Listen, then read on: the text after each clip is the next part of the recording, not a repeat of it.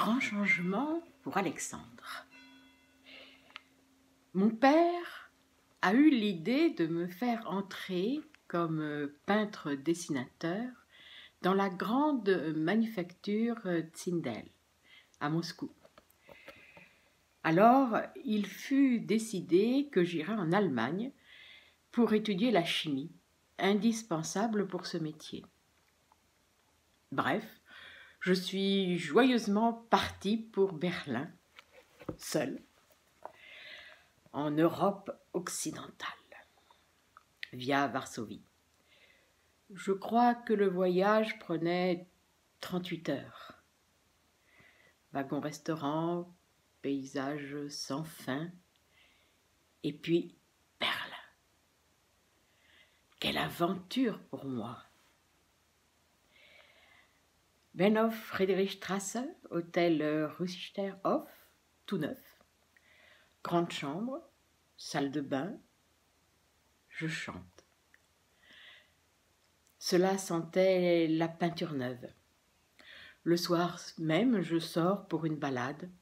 À gauche, à droite, c'est égal. Friedrichstraße, toute plongée dans une lumière électrique, rougeâtre. Tout nouveau pour moi.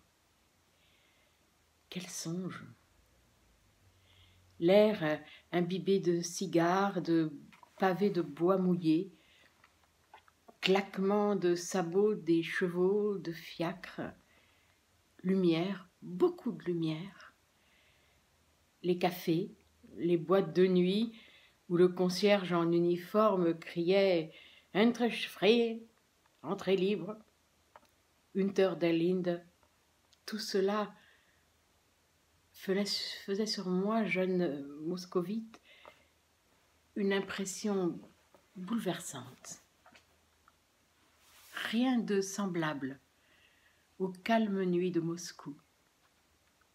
Après un demi de bière, avalé debout, chez Rohinger, je suis rentrée dans mon hôtel avec un Gunther Tag.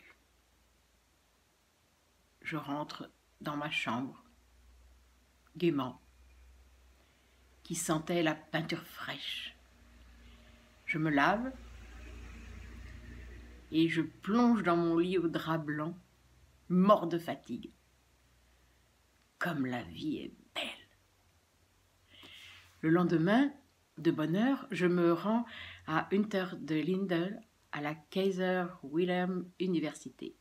Je m'inscris avec toutes les formalités à la faculté de philo. Je deviens un étudiant allemand. Drôle, n'est-ce pas? Je m'inscris aussi à la section de chimie, cours, laboratoire. Ensuite, je m'inscris chez le grand philosophe Simmel, philo. Anatomie, professeur Strauss. Histoire de la musique, histoire de la prostitution. Histoire de l'art, professeur Friedländer et encore d'autres cours. Je ne m'en souviens plus. Les étudiants qui ont vu mon livret n'ont rien compris à ma façon d'étudier la chimie.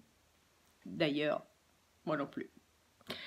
Mais j'ai eu du temps pour tout cela et je travaillais passionnément au laboratoire de chimie. Et j'ai bien suivi mes cours dans les différentes disciplines. Auditoire. C'était passionnant. Mais je sentais que tout cela n'était pas du tout sérieux. Et après 2 ans, j'abandonnais la chimie. L'ambiance avec mes camarades allemands ne me plaisait pas du tout. J'ai beaucoup fréquenté les théâtres, les concerts.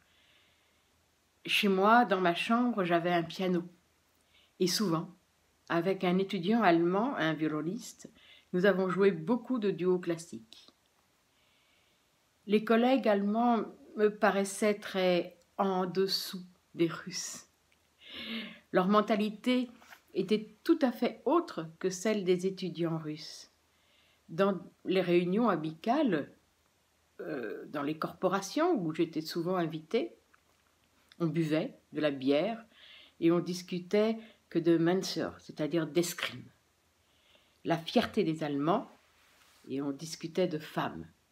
Wein, Weif, en Großsang. Vin, femme, chanson. Bref, après mes 2 ans de chimie, je quittais Berlin et rentrais à Moscou, à l'université de Moscou, à la faculté de droit, et chez mon vieux tailleur Bassimo, je me faisais faire les uniformes de l'étudiant russe.